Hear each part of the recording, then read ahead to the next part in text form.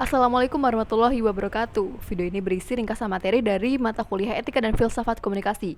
Tujuan video ini dibuat antara lain adalah untuk memenuhi nilai ujian akhir semester mata kuliah Etika dan Filsafat Komunikasi. Saya Safina Madanisa dari kelompok 14 akan menjelaskan mengenai tujuan umum mempelajari Etika dan Filsafat Komunikasi.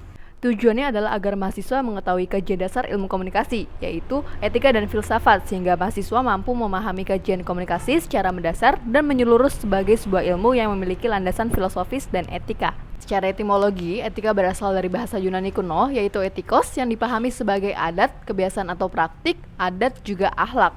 Filsafat sendiri adalah pandangan hidup seseorang atau sekelompok orang yang merupakan konsep dasar mengenai kehidupan yang ia cita-citakan. Namun di dalam pengetahuan, filsafat itu diartikan sebagai ilmu yang selalu berusaha mencari sebab yang sedalam-dalamnya bagi segala sesuatu berdasarkan pikiran ataupun rasio. Filsafat ilmu komunikasi sendiri dapat diartikan sebagai kegiatan berpikir dan mengkaji secara lebih mendalam, cermat, dan kritis terhadap proses komunikasi yang meliputi ontologi dan epistemologinya, dan mencoba memperoleh jawaban yang tepat dan serius dengan terus menanyakan jawaban-jawaban untuk memecahkan masalah-masalah dalam proses komunikasi tersebut.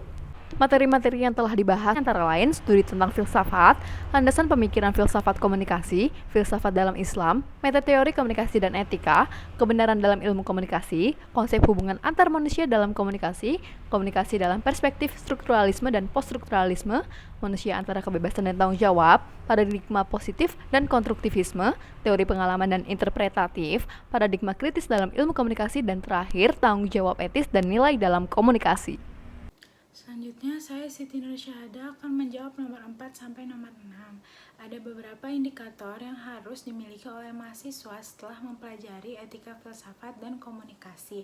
Pertama, mahasiswa dapat memahami materi pembelajaran tentang etika dan filsafat komunikasi. Kedua, mahasiswa dapat memahami kajian teori juga asumsi etika filsafat komunikasi. Ketiga, mahasiswa dapat berpikir secara kritis dan terbuka. Pada mata kuliah ini ada banyak sekali hal yang berkaitan langsung dengan kehidupan sehari-hari yang dapat kita praktekkan. Salah satunya adalah materi tentang hubungan antar manusia dalam komunikasi, karena pada dasarnya kita adalah makhluk sosial yang hidup secara berdampingan. Jika kita dapat menjaga hubungan serta komunikasi yang baik dengan orang lain, segala hal akan terasa mudah dan kita akan memiliki nilai lebih baik juga di lingkungan masyarakat. Selanjutnya yaitu ada dua paradigma komunikasi yang dapat dijadikan rujukan saat membuat skripsi. Pertama adalah paradigma positivisme dan yang kedua adalah paradigma konstruktivisme.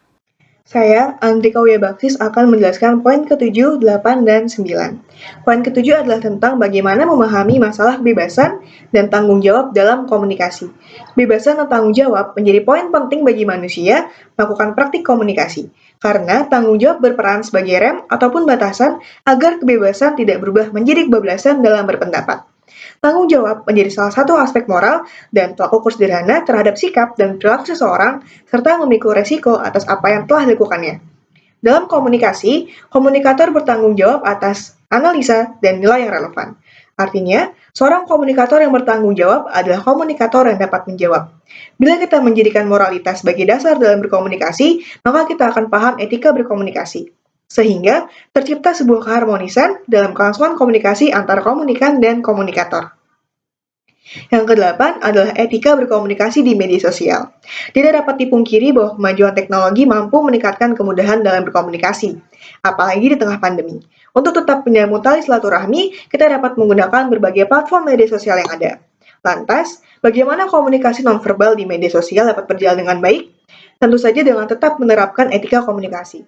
Seperti menggunakan bahasa yang baik dan sopan ketika berkirim pesan, tidak menyebarluaskan konten ataupun muatan digital yang mengandung unsur sara dan dapat menyakiti perasaan orang lain, serta dengan tetap memperhatikan norma yang berlaku. Yang terakhir adalah kesimpulan. Mempelajari etika dan filsafat komunikasi merupakan suatu hal yang fundamental bagi mahasiswa komunikasi, terutama jurnalistik. Karena kami dapat memahami adanya moralitas, sehingga proses komunikasi dapat berjalan dengan efektif.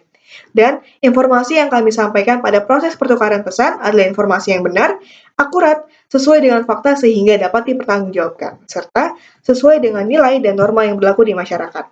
Terima kasih.